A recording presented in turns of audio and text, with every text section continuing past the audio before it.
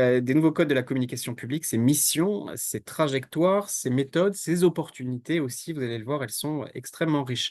Merci beaucoup, à notre, grand témoin, notre invitée, Sophie Catrom. Bonjour Sophie. Bonjour Sylvain, bonjour à toutes, bonjour à tous. Ravi, hein, de votre intervention. Un mot très succinct, puis je vous donne la parole et on rentre tout de suite dans la discussion. Vous avez un parcours, riche, très riche, ancienne conseillère en cabinet ministériel. Vous avez rejoint la Caisse des dépôts, en 2012. Vous êtes devenue, directrice de la communication en 2016, directrice de la communication des mécénats et des partenariats. Je vais vous laisser présenter votre institution. Un mot, on la présente souvent, du côté des journalistes comme, le grand argentier de l'État qui vient en appui aux politiques publiques de l'État et des collectivités territoriales. On va parler de votre institution, on va parler du portrait robot des communicants aujourd'hui, des communicants publics, notamment, vous voyez les quelques points qu'on va mettre en discussion. Je vous laisse tout de suite la parole, chère Sophie, puis on va échanger, vous et moi, avec les interventions, avec vos questions. Peut-être un mot pour démarrer l'échange sur la Caisse des dépôts? Oui, merci Sylvain. Merci beaucoup pour l'organisation de cette masterclass. C'est toujours un plaisir pour moi quand on a de l'intérêt sur les sujets de la Caisse de dépôt. Donc, merci beaucoup.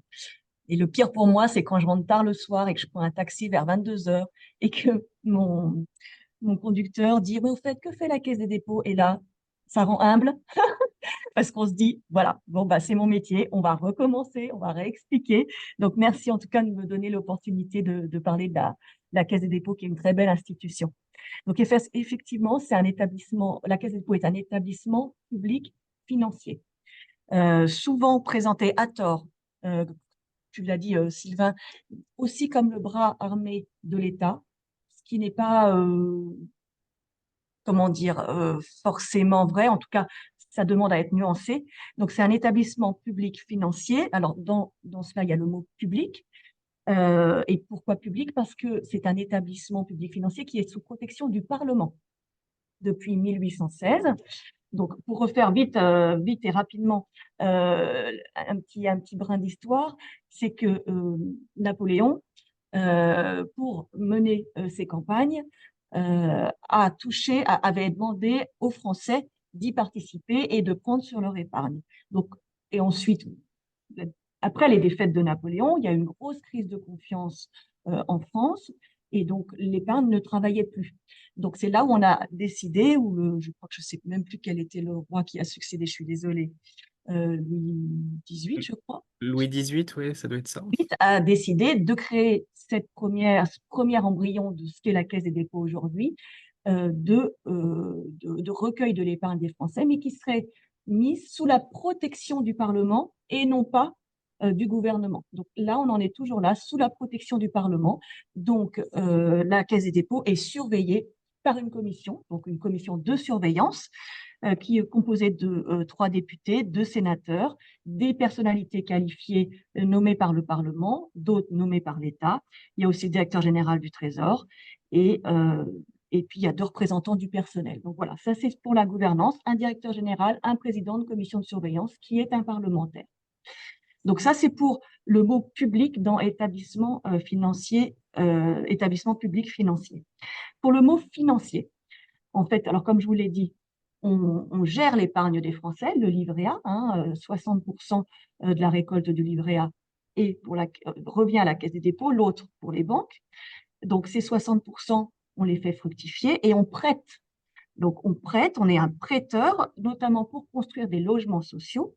Donc on prête aux bailleurs pour construire des logements sociaux et on prête aussi aux collectivités locales pour des projets locaux divers. Ça peut être tout simplement une réfection de trottoir, hein, c'est des prêts à très très long terme qui peuvent aller jusqu'à 80 ans avec des petites sommes ou des prêts plus grands pour des rénovations d'écoles ou du réseau d'eau, etc.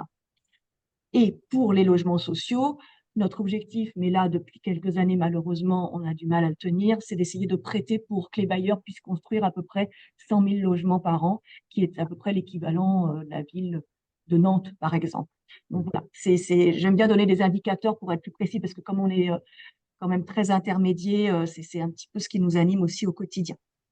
Voilà, donc on investit, donc on gère l'épargne des Français, donc on est prêteur, mais aussi tous ces fonds qu'on a fait fructifier depuis 1816, notamment sur les marchés, puisqu'on est aussi un gérant d'actifs, hein, comme un fonds souverain en fait, ou comme un Mundi, enfin voilà, pour vous donner un peu des exemples.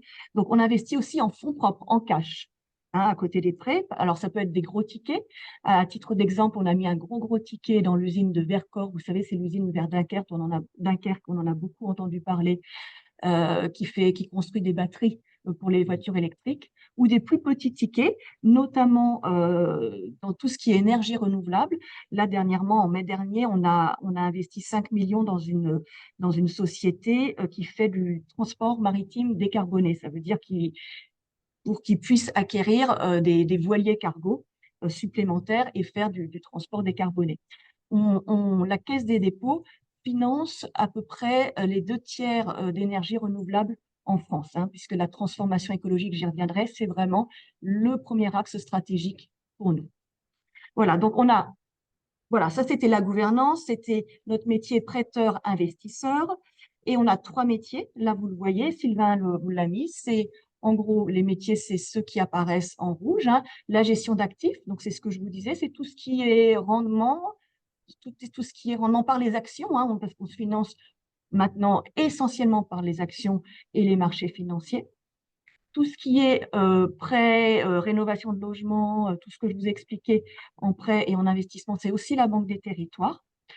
Nos dividendes aussi que l'on a, vous voyez, par toutes nos filiales, donc vous les voyez là, hein, on a des filiales à 100%, c'est quand elles ont surtout l'appellation CDC devant, nos filiales à 100%, des filiales où on est plus majoritaire ou moins, Compagnie des Alpes, Corian, ça c'est une de nos dernières filiales qu'on a acquises, dont on est entré au capital, c'est les réseaux de chaleur urbains. Emeis, alors pardon, Emeis, ça n'y est pas là encore, je suis désolée, c'est peut-être pas le dernier à jour. Emeis, vous savez, c'est l'ancien nom d'Orpea. Oui. Donc c'est notre axe stratégique sur la cohésion sociale. Voilà, donc on a toutes ces filiales qui nous donnent aussi du dividende pour pouvoir à nouveau investir dans des missions d'intérêt général, comme je vous l'ai expliqué. Donc ces 3 métiers, Banque des territoires, gestion d'actifs, 4 métiers, gestion des participations stratégiques et politique sociale. Politique sociale, c'est tout ce qu'on fait en matière de retraite. On gère une retraite sur 5 en France, des retraites de la fonction publique. Et vous connaissez certainement aussi Mon Compte Formation. C'est nous qui avons construit l'application et le site Mon Compte Formation, et on gère aussi toute la trésorerie de Mon Compte Formation. Voilà. Derrière cela. Donc voilà, c'est toujours un petit peu compliqué. Donc ça, ce que je vous présente, c'est l'établissement public, ce que vous voyez là, avec les filiales qui forment le groupe, hein. Mais l'établissement public, c'est à peu près 6000 collaborateurs. Si on comptait nos filiales et notamment la Poste, hein, depuis notre entrée au capital en 2020, on serait à peu près à 350 000 collaborateurs. Vous voyez, c'est un petit peu ça. On a dans l'établissement public 1 tiers de contrats publics et 2 tiers de contrats privés. Donc voilà, donc en gros, si vous connaissez un petit peu le milieu de la finance, je dirais que la Caisse des dépôts est un fonds souverain. Ça, c'est pas, comment dire, c'est pas instauré dans la culture française, mais c'est un petit peu, on fait office de fonds souverain français. Voilà. Bon, nous voilà, il y a une soixantaine J'ai de essayé de faire clair et rapide, mais c'est tellement large. c'est large, mais il y a une soixantaine de personnes qui nous suivent, donc qui pourront, en prenant le Tout à taxi, fait. expliquer à leur chef. Merci beaucoup. Sur peut-être si tu peux détailler un peu la communication. Alors, c'est la slide juste après, normalement, que je vais passer. La communication, c'est quoi? Cette slide est assez parlante, hein. On voit que Oui, c'est vous très voyez toute mon stratégique. armée. Peut-être je te laisse l'évoquer, la communication à la caisse, c'est quoi? Combien de personnel? Quelles sont les missions? Alors, moi, j'ai pris mon poste en 2016 avec pour mission d'organiser une direction de la communication et une filière communication. Donc, précédemment, vous avez vu, on a le directeur général, tout lui est rattaché en râteau, et il y avait des communicants dans tout ce râteau. Vous voyez, il y avait vraiment des communicants partout, ce qui n'était pas très efficient. Tout le monde se regardait un peu le nombril, n'avait pas les moyens de communiquer, etc. Donc, j'ai eu pour mission vraiment de, de rassembler tous les communicants, de les former, de les professionnaliser. Et donc aujourd'hui, La photo d'aujourd'hui, c'est celle-ci. Euh, donc, j'ai 108 collaborateurs, 108 permanents. Et Ouais. en tout, avec les apprentis, les stagiaires, on est à peu près à 130 collaborateurs, du privé, du public, plus de privé que de public, hein, ça suit à peu près un tiers, deux tiers aussi. Donc, premier département, vous le voyez, communication corporate. Alors, moi, j'ai deux principes directeurs dans ma direction. C'est un, la proximité avec les métiers. Donc, vous voyez communication corporate, la manageuse Elsa Perolo, euh, politique sociale, Jean-Michel Roulet, Banque des territoires, Jean-Pierre Dupasquier. Ces trois managers sont aussi présents au COMEX des métiers Banque des territoires, politique sociale et communication corporate, c'est toutes les directions financières. Donc ça, c'est mon premier principe directeur, d'être en proximité des métiers pour mieux les servir. Mon deuxième principe directeur, c'est une filiarisation euh, du travail en commun en transversalité. Il y a par exemple, vous voyez, il y a un hub événementiel. Avant, il y avait de l'événementiel là dans politique sociale. Hein, ça c'est avant, il y avait de l'événementiel un petit peu partout, et là, je les ai mis vraiment en filière pour à la fois ouvrir des horizons aux collaborateurs, hein, j'allais dire autrices, mais il y a surtout des filles, et aussi faire des économies d'échelle. Voilà. C'est deux principes directeurs, la filiarisation en interne et la proximité avec les directions qui m'animent. Donc, j'ai un département communication corporate. En gros, c'est toute la communication institutionnelle. Donc, on a les marronniers hein, habituels, le rapport d'activité qui est un moment quand même important parce que c'est quelque chose qui demande vraiment du renouvellement toutes les années. Là, on vient de le sortir d'ailleurs. Euh, on a les résultats, bien entendu, ça aussi c'est quelque chose d'important pour un établissement public financier comme le nôtre. Dans cette équipe, il y a aussi toute l'équipe qui suit la marque, on va en parler tout à l'heure. Ouais. Donc nous, notre travail de communication se fait autour de deux marques, la marque Caisse des dépôts et la marque fille Banque des territoires, qui est une marque. Et puis après, charge à elle aussi, à cette équipe-là, d'être le vigie un peu de toutes les marques et de travailler, de faire vivre un portefeuille de marques qu'on vous montrera tout à l'heure. J'ai tout ce qui est communication aussi publicitaire. Pareil, on en parlera tout à l'heure. C'est quelque chose, je dis plus que c'est un nouveau métier, mais néanmoins, ça n'existait pas il y a 3-4 ans à la Caisse des dépôts, hein, de faire de la pub, hein, d'acheter des achats d'espace. Ça, c'est quelque chose enfin, qui n'existait pas il y a 3-4 ans, qui marche bien maintenant. Et puis, j'ai aussi l'Institut pour la recherche. L'Institut pour la recherche, c'est tout notre soutien en amont qu'on fait avec les think tanks ou avec les chaires universitaires, toujours en lien avec nos axes stratégiques. On a 3 axes stratégiques, c'est ça qui structure notre travail. Le premier axe, le plus important, je l'ai dit tout à l'heure, c'est la transformation écologique. Le Mmh. deuxième, c'est la cohésion sociale et territoriale. Et le troisième, ce sont les souverainetés. Et à partir de là, on range toute notre activité au sein du groupe Caisse des dépôts. Donc ensuite, j'ai le pôle politique sociale, ça je ne développe pas, c'est pareil, c'est des métiers du web, c'est des métiers de réseaux sociaux. Euh, c'est souvent mes collaborateurs là travaillent aussi en marque blanche pour les fonds de régime de retraite avec lesquels ils travaillent. Banque des territoires, donc comme je le disais, c'est une marque hein, commerciale pour le coup. Donc là, on a intégré un nouveau métier il y a 2 ans qui est le marketing digital, hein, parce qu'il était ailleurs. Donc là, je l'ai intégré dans ce pôle-là. Euh, voilà, donc ils font les salons des élus, tout ce qui est envoi, offre, en tout cas propagation de nos offres sur les territoires auprès des élus et des clients, comme les bailleurs sociaux, comme les notaires, etc. Ensuite, j'ai mon pôle ressources humaines. Donc ça, c'est une communication pour tous les grands programmes de transformation. Éric Lombard, qui est mon dirigeant, mon directeur général, a transformé vraiment depuis 2017 de l'intérieur la Caisse des dépôts. Pour cela, il faut l'expliquer aux collaborateurs. Donc, c'est de la communication interne qui est un petit peu partout. Ça, je vous réexpliquerai si vous avez des questions sur la communication interne. Mais tous ces grands programmes de transformation, en tout cas, c'est cette équipe qui se charge de les mettre en valeur. Ensuite, j'ai le mécénat et les partenariats. Donc, nous sommes mécènes culturels en matière dans les secteurs de la musique, de la danse, de l'architecture et du paysage. Vous le savez peut-être ou non, mais la Caisse des dépôts est propriétaire du théâtre des Champs-Élysées, Donc, à côté, on a choisi de retenir la musique et la danse. Enfin, ça fait vraiment beaucoup d'années. Et on soutient les jeunes talents et les programmes aussi à destination du jeune public dans le cadre de la musique, de la danse, de l'architecture et des paysages. Et du paysage, pardon. Là, ensuite, j'ai le studio média. Donc, c'est tous mes journalistes qui écrivent pour tous nos supports, hein, site internet, journal d'entreprise, vidéo, voilà tout.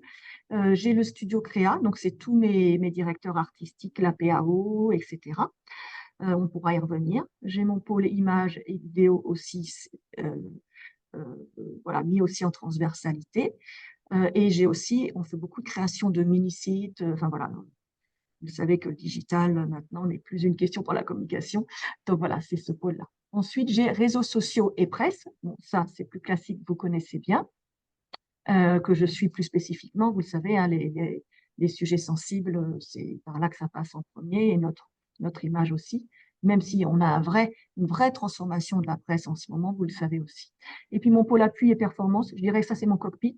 Donc, c'est tout ce qui est question achat. Nous, vous savez, on est soumis au code des marchés publics. Ça nous protège, mais c'est aussi beaucoup de process. Donc, c'est mon achat, RGPD par exemple, tout ce qui est KPI, hein, moi je m'appuie beaucoup sur des indicateurs, tout ce qui est budget, tout ce qui est conformité, risque, ben voilà, ce qui n'est pas glamour pour le reste de mes équipes, mais en tout cas essentiel pour moi. Voilà, j'espère que j'ai été claire, je suis désolée, j'ai été au plus rapide possible. Non, mais c'est très bien. Il y avait une question alors qui était venue en amont et que m'inspire cette slide et cette présentation. Tu l'as dit, proximité, lien direct avec les métiers, ça veut dire que la communication, j'anticipe peut-être une des choses que tu vas développer, c'est plus une fonction support, c'est vraiment une fonction soutien stratégique. Tu es rattaché, il faut le dire, hein, au plus haut niveau de ton institution. Tu travailles directement avec Éric Lombard. Tout à fait. Alors moi, je suis membre du COMEX, euh, ce qui me permet, c'est pas honorifique, mais en tout cas, ça me permet moi d'être à la source des informations et de nos activités et d'anticiper les sujets à mettre en lumière ou les sujets en tout cas à, à régler. Et ensuite, moi, j'ai une comitologie. Je redescends vraiment à mon équipe de managers que je vous ai présentée. Et comme je le disais, il y en a 3 qui sont à proximité des métiers, qui peuvent reboucler cette comitologie-là. Donc, pour moi, c'est très important d'avoir ce mouvement ascendant et ce mouvement un peu transversal au sein de la Caisse des dépôts. Et ensuite, j'ai aussi une comitologie, mais j'y reviendrai, d'un club, hein, entre guillemets, des DIRCOM du groupe, parce que à côté, j'ai mes filiales qui sont complètement indépendantes en matière de communication. On a un terrain un commun, que je pourrais revenir dessus, mais en tout cas, voilà, on se réunit aussi de temps en temps chez les uns, chez les autres, pour parler de sujets. La dernière fois, c'était sur les Jeux Olympiques, et le prochain, ça sera sur l'intelligence artificielle. Vous en parliez tout à l'heure, d'ailleurs. Ouais. On va évoquer territoire de marque et un certain nombre d'autres éléments, mais peut-être beaucoup d'étudiants, de gens, de jeunes diplômés là qui nous suivent. Est-ce qu'on peut, et c'était parmi les questions que j'ai reçues en amont par mail, sur le portrait robot d'un communicant, d'une communicante publique aujourd'hui, c'est quoi? C'est quoi les compétences en 2024? C'est quoi les qualités nécessaires? J'imagine qu'il y a des compétences d'expertise, mais il y a aussi des compétences comportementales, si je puis dire, de savoir-être. Tu as tout à fait raison. Moi, quand je reçois mes nouveaux collaborateurs, ils ont passé de tels filtres pardon, des managers, etc., que le savoir-faire, Ouais, quelque part, je fais confiance à mes managers. Si j'estime qu'un nouveau collaborateur ou une nouvelle collaboratrice se présente dans mon bureau, c'est que le savoir-faire, il est là. Moi, ce que je leur dis quand je les reçois, c'est que le savoir-être, pour moi, il est au même niveau que le savoir-faire. En tant qu'institution publique, on gère l'argent des Français, leur épargne, ça nous oblige. Ça nous oblige peut-être encore plus que d'autres à être exemplaires. Donc, ouais, exemplaire vis-à-vis de notre métier, ça c'est sûr, exemplaire aussi euh, vis-à-vis des petits camarades et de savoir travailler en transversalité. Ça, pour moi, je saoule mes collaborateurs avec ça. C'est pour ça qu'une dimension de plus en plus de chef de projet un peu 360 est très importante. Enfin, un peu couteau suisse, hein, même si on a des majeurs, etc., mais de savoir aussi travailler en transversalité et puis après un savoir-être Et ça, je ne développe pas, c'est aussi la bonne éducation, je dirais. Donc voilà, donc ça nous oblige et je pense qu'on doit avoir un comportement très collectif. Jouer collectif. Donc c'est intéressant, hein, pour 50% de l'expertise, maîtriser les codes de la communication et puis 50% de savoir-être. Est-ce qu'on peut insister, si tu veux bien, sur bah, justement sur l'expertise? La communication aujourd'hui, c'est quoi? Alors on t'a posé les bases à travers la présentation de ton organisation, mais c'est quoi un communicant public aujourd'hui, c'est quoi? Il y a un enjeu d'intérêt général, de valeur, de sens, et puis après il y a une expertise d'immédiateté, enfin si tu peux, Ouais, un ouais, peu ouais, les. ouais. Donc oui, un communicant public, donc je disais, c'était ça aussi, d'être engagé, hein. Il y a beaucoup, les collaborateurs sont très, très engagés à la Caisse des dépôts. Ils se lèvent le matin, ils savent qu'ils ont un métier qui a du sens. Ça, Mmh. c'est important. Ce métier-là, plus particulièrement de la communication, moi, je l'ai vraiment vu se transformer après le Covid. Enfin, en 2020, on est passé vraiment dans une autre dimension. Ça a fait vraiment accélérer beaucoup de choses en matière de digitalisation. Mais tous les métiers ont été impactés. L'événementiel en premier, hein, on a découvert les réunions hybrides, les conférences de presse, voilà, qu'il fallait quand même. Ça demande pas moins de travail, hein, d'ailleurs, hein, préparer en digital. Donc maintenant, ça nous paraît quand même super courant, hein, enfin super, voilà, entrée, mais vraiment à l'époque, ça a transformé profondément tous les métiers. La vidéo aussi, enfin voilà. Donc il y a eu, en tout cas, le communicant d'aujourd'hui, public, enfin public et privé, je pense, hein, mais doit Ouais. savoir s'adapter et être vraiment à l'affût des nouvelles tendances, de garder sa créativité, ça c'est important. Euh, c'est facile d'avoir le nez dans le guidon tout le temps, hein. Moi, ce que je leur demande, moi, je suis là pour lever les freins budgétaires, etc., et d'organiser. Mais moi, ce que je veux, c'est qu'ils gardent leur créativité. Moi, la créativité, c'est pas moi qui l'ai, j'ai pas le temps, c'est eux qui l'ont. Moi, je suis là pour, encore une fois, qu'ils aient ce temps de créativité. Donc voilà, c'est vraiment ça, et de savoir s'adapter parce que justement après cette transformation en 2020, je n'ai pas changé, hein, de collaborateurs, j'ai pas, enfin, ça a des mouvements naturels, hein, mais néanmoins ils se sont formés par eux-mêmes et ils ont vraiment euh, ils sont vraiment montés en compétences et tous les métiers ont été impactés et D'accord. même à la presse, même voilà, même les métiers les plus classiques. On va parler des nouvelles technologies dans un instant. Il y avait une question pareille en amont. N'hésitez pas à poser vos questions dans le chat. Communicant public, communicant privé, c'est quoi ce qui les distingue? Évidemment, le public n'a pas le monopole de l'intérêt général. Vous faites travailler, vous intervenez sur des missions où vous travaillez en partenariat avec beaucoup d'acteurs publics et d'acteurs Bien sûr. privés. Tu vois un distinguo, communicant public, communicant privé ou pas? Non, je pense pas, hein.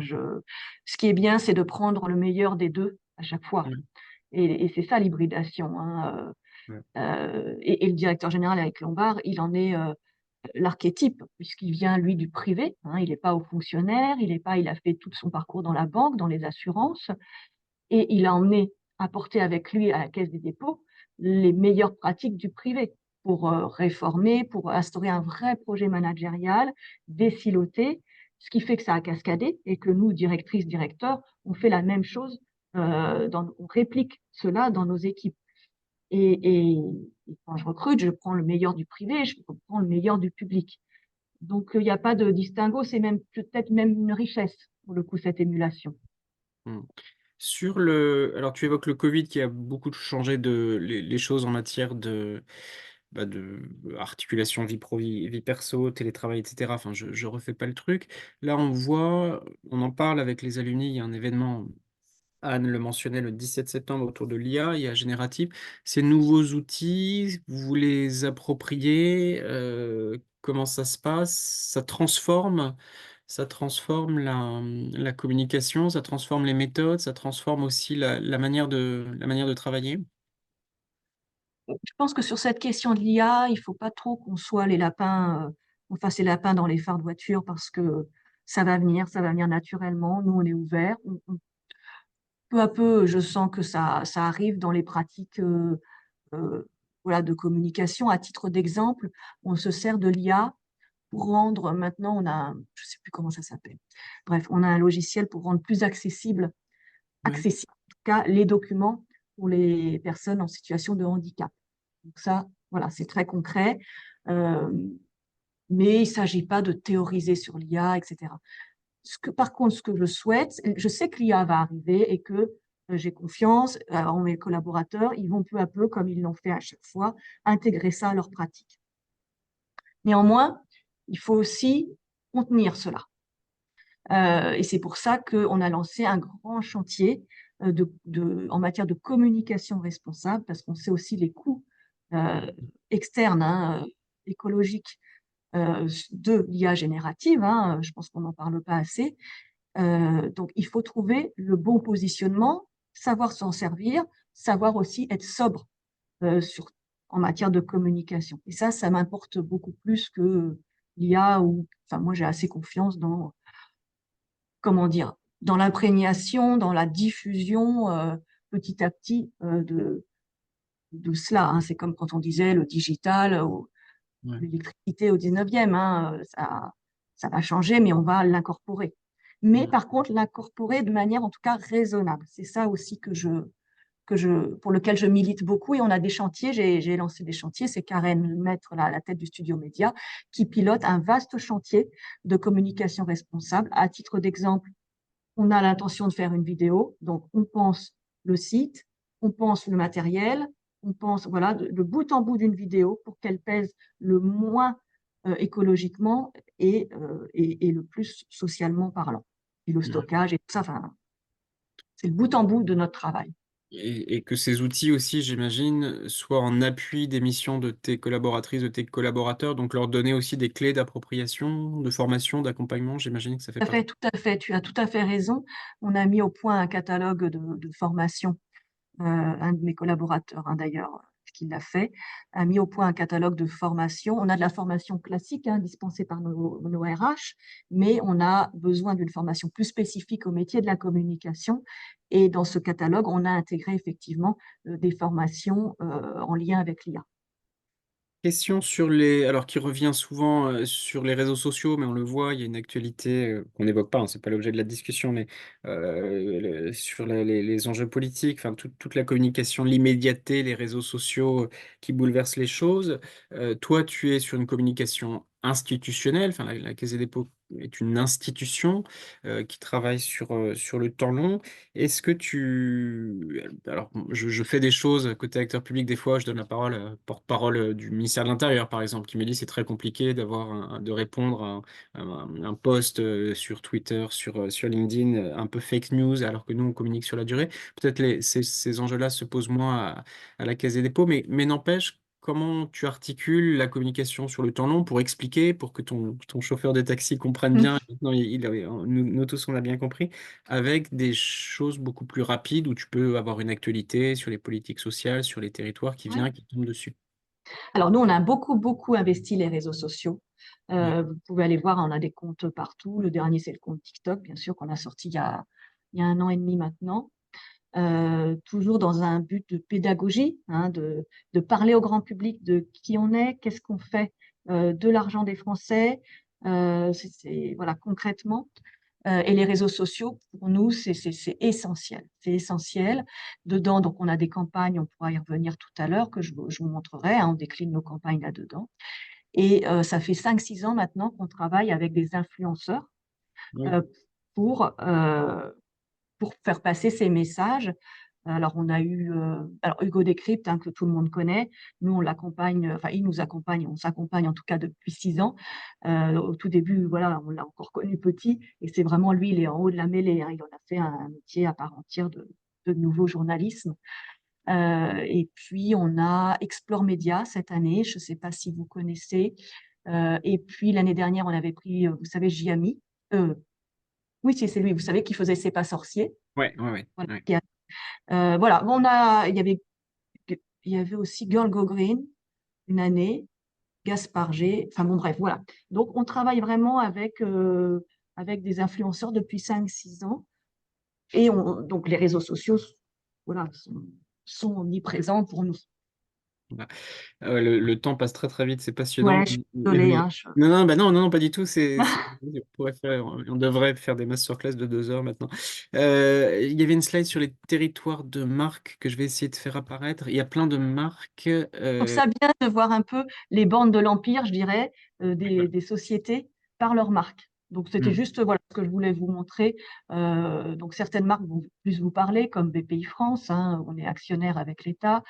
La CNR, par exemple, là, c'est la CNR en dessous BPI France, Compagnie nationale du Rhône, c'est les barrages sur le Rhône. Euronext, ça, c'est vraiment notre. Voilà, je ne vais pas toutes les citer, Suez. Et puis après, on a ce que je vous disais, toutes celles qui ont le CDC devant, c'est vraiment les marques pour lesquelles on est au capital à 100% et qu'on a, je dirais, incubé au fil des années.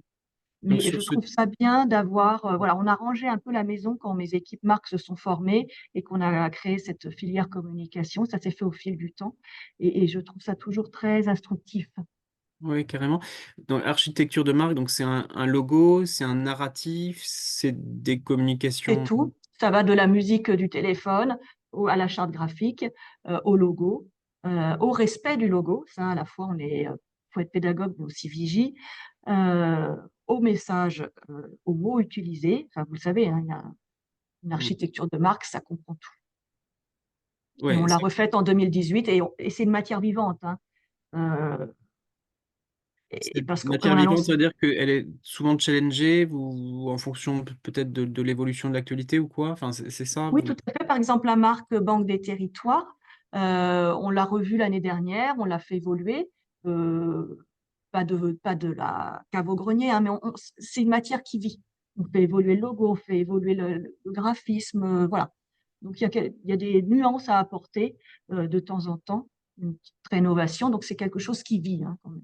D'accord.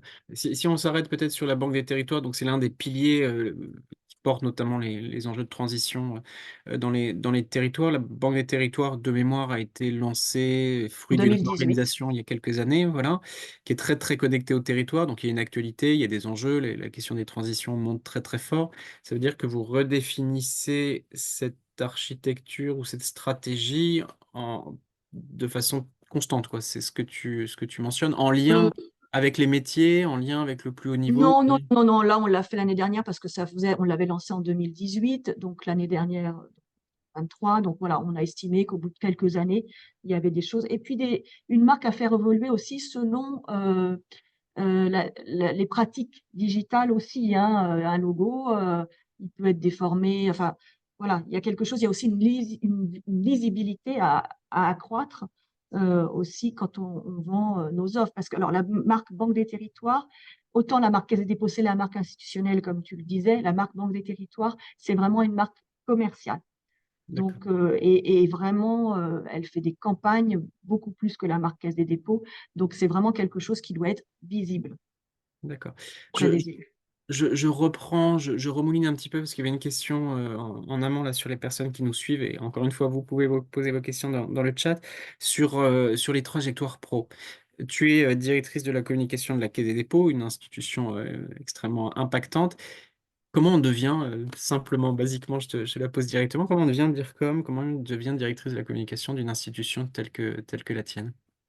Alors, moi, je pense que je n'ai pas eu la chance de faire une école prestigieuse comme le CELSA. Euh, Il y a justement, pardon, je te coupe, voilà, quel est le parcours de Sophie avant la Caisse des dépôts? voilà, bon, bah, ça tombe bien. Donc, moi, j'ai un parcours public, hein, quand même, la chose publique m'anime beaucoup. Euh, j'ai fait des études de lettres, donc rien à voir, vous voyez. Ensuite, j'ai fait 2 masters de Sciences Po et de géopolitique. Là, ce qui m'animait plus, c'était à la fois la littérature, mais c'était aussi la chose publique, hein, et politique. Donc, je suis rentrée à l'Assemblée nationale et j'ai ensuite fait 5 années et demie, 6 ans de cabinet ministériel. Alors, je ne sais pas s'il y en a dans l'assistance qu'on fait quelques années de cabinet ministériel, c'est dur, on travaille beaucoup.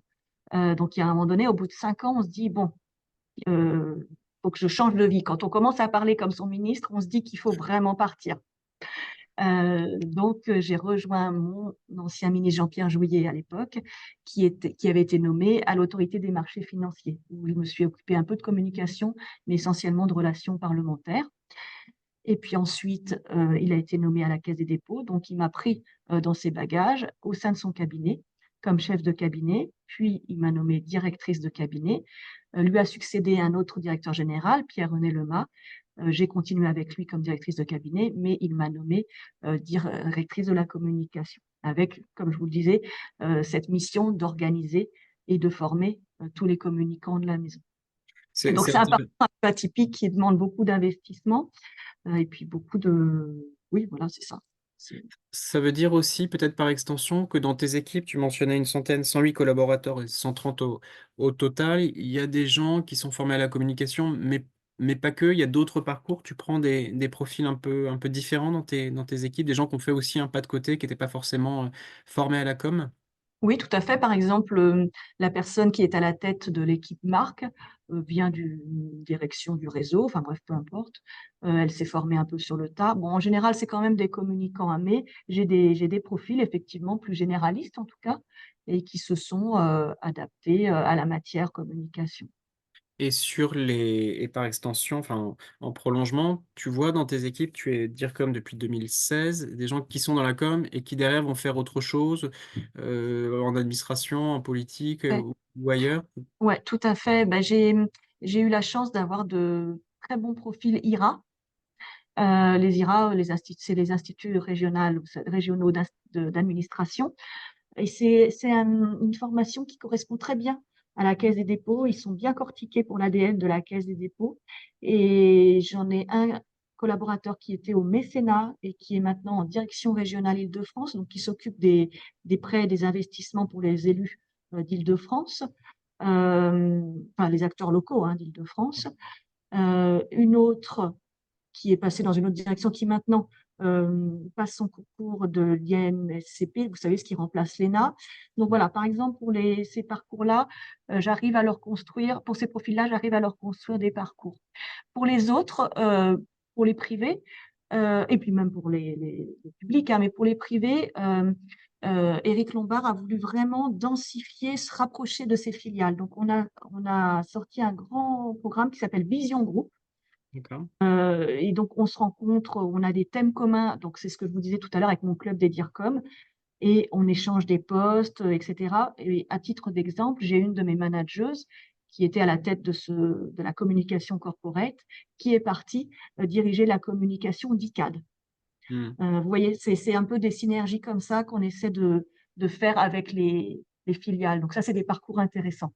Plusieurs vies professionnelles, c'est aussi comme ça que se construisent les parcours. Deux questions, Sophie, qui sont importantes. Elsa, merci de votre question. Quel conseil donneriez-vous à quelqu'un qui travaille actuellement dans le privé, mais qui souhaite travailler dans le public? Bah, D'y aller, hein, de pas postuler. d'y aller, de postuler, et puis après d'être animé vraiment par... enfin, franchement, les collaborateurs qui se lèvent le matin, ils savent pourquoi ils se lèvent le matin. C'est vraiment l'intérêt général, la transformation du pays. Enfin, à la Caisse des dépôts, en tout cas, c'est ça, Ouais. hein. C'est vraiment ça. Parce que c'est du temps long, comme tu le disais, Sylvain, avec de l'argent. Donc, on fait quand même beaucoup de choses sur cette base-là. Ouais. Question de Mehdi. Merci Mehdi de ta question. Comment aller à la rencontre des vraies personnes?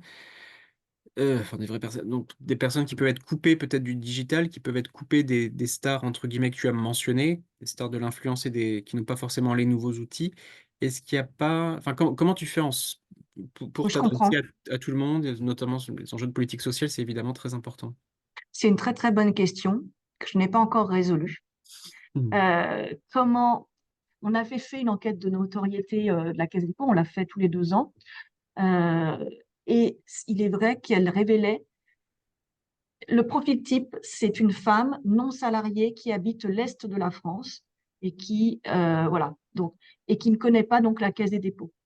Et c'est un peu le profil type, hein, je veux dire, hein, c'est pas... Ouais. Et je me disais, comment on va chercher ce persona, enfin ce profil type?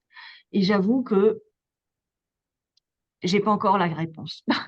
Donc, on y travaille, on essaye par nos publications, mais comment on va chercher ces gens-là avec un budget il est bien mon budget, mais je n'ai pas non plus de quoi.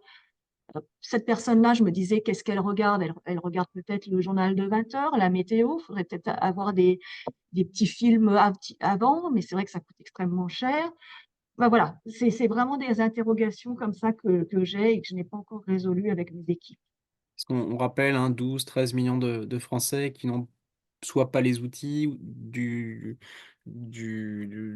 numérique, ou soit pas les codes. Donc le numérique n'est pas la réponse à tout. Tu l'as dit en creux. Non, non, tu as tout à fait raison, tout à fait raison. Il y a d'autres outils. Une autre question, comment... Ah oui, sur la... Alors, quelle implication dans les JO? Est-ce que vous avez de la... Tu as un lien avec les Alors, on a un JO? plan de communication. Alors, vous savez que le groupe Caisse des dépôts a construit une partie du village des athlètes. Euh, Ça a été vraiment un projet, bon, une fois tous les 100 ans, hein, mais super à suivre en matière de communication. D'où a découlé un plan de communication très riche. Alors, surtout de communication interne. Et puis, alors un petit peu d'externe, mais vous savez, c'est très contraignant parce qu'on est partenaire, hein, par ailleurs. Mais beaucoup d'implications. On a organisé des olympiades du groupe.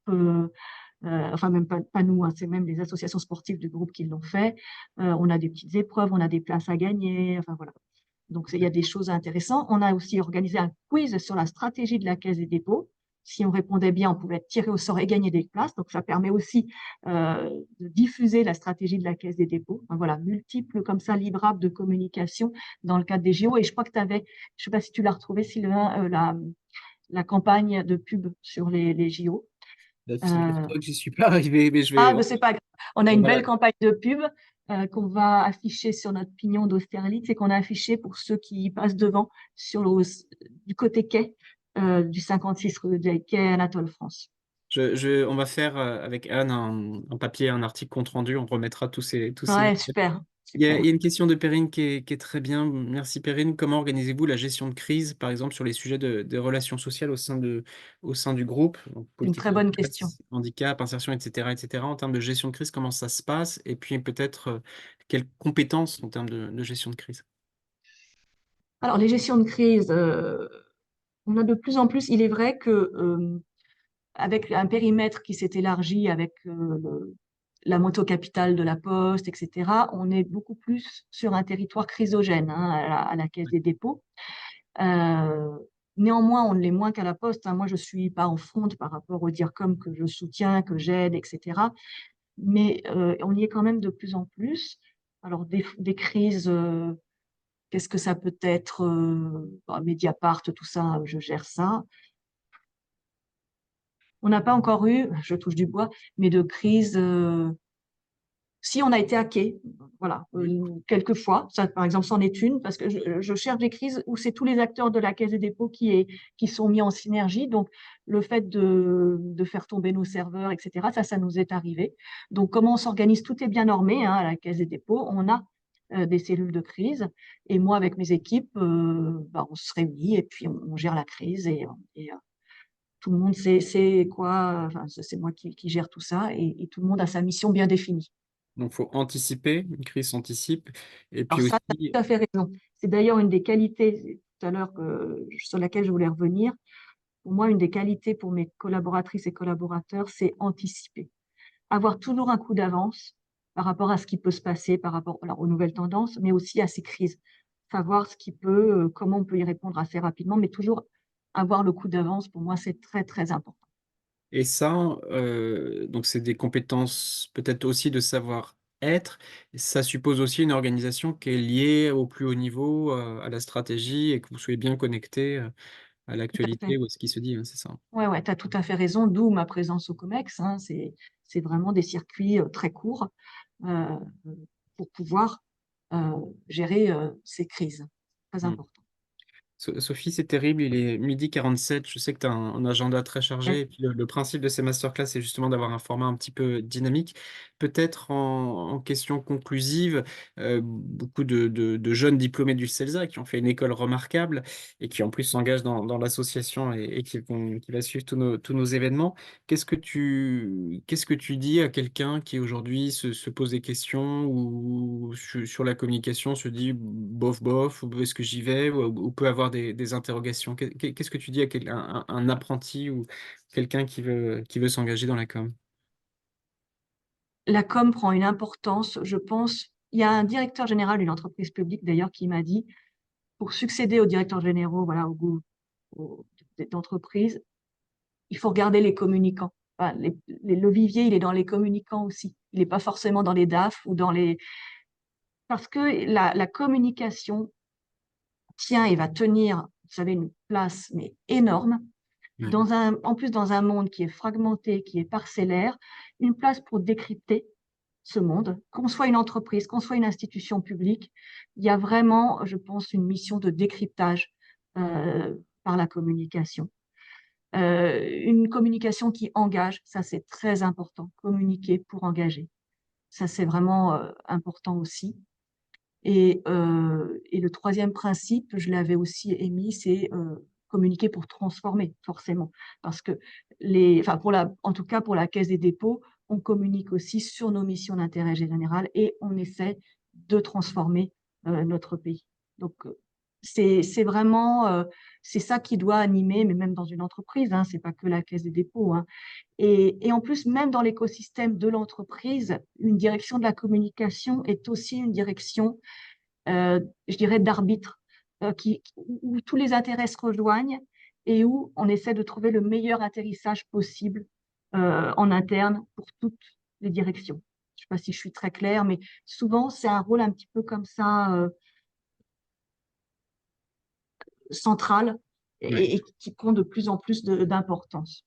Et Mais souvent, alors, au début, j'étais assez dubitative, vous savez, sur tout ce qui était raison d'être, etc. Mais là, je pense qu'au fur et à mesure des années, avoir une raison d'être, la faire vivre, etc., c'est quand même, ça prend vraiment toute son importance. Mais ça, ouais, c'est un autre sujet après. ouais, on refera une masterclass. Ah, je vois une dernière question. Comment travaillez-vous la coordination des actions et prise de parole entre l'ensemble de vos marques et sujets? Y a-t-il un planning stratégique? Bon, ça, tu l'as évoqué hein, tout à l'heure. C'est un planning stratégique se construit dans la durée. Oui. Tu as dit proximité avec les métiers, connexion. On Enfin, essaye. C'est pas tous les jours facile, mais la marque Caisse et Dépôt doit laisser sa place à la marque Banque des Territoires. Donc, on essaie de, voilà, de répartir un petit peu cela. Donc, moi, j'ai une feuille de route de mes trois métiers là, que je vous ai présenté tout à l'heure, qui donne le cadre général pour mes collaborateurs, qui savent où ils vont, au moins le plan de charge sur l'année.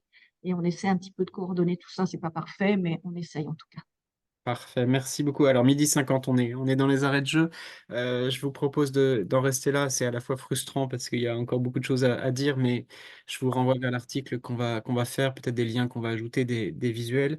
Je vous renvoie aussi vers toute la communication, tout ce que peut produire tes équipes et tout ce que produit la Caisse des dépôts. Merci infiniment, Sophie. Merci Sylvain, merci Anne, Et merci à toutes et à tous. C'est et très je, sympa de parler avec vous. Ouais, et vraiment pour voilà, ton engagement et ton enthousiasme. Anne l'a dit tout à l'heure, hein, on vous donne rendez-vous le 5 septembre, prochaine masterclass. On est en train de voir avec la directrice de la communication de Pôle emploi qui devrait être là. Et puis 17 septembre, un échange sur l'IA générative. Merci infiniment, Merci, Sophie. Merci merci. à toutes et À tous. très bientôt. Au revoir, À bonne très vite. journée.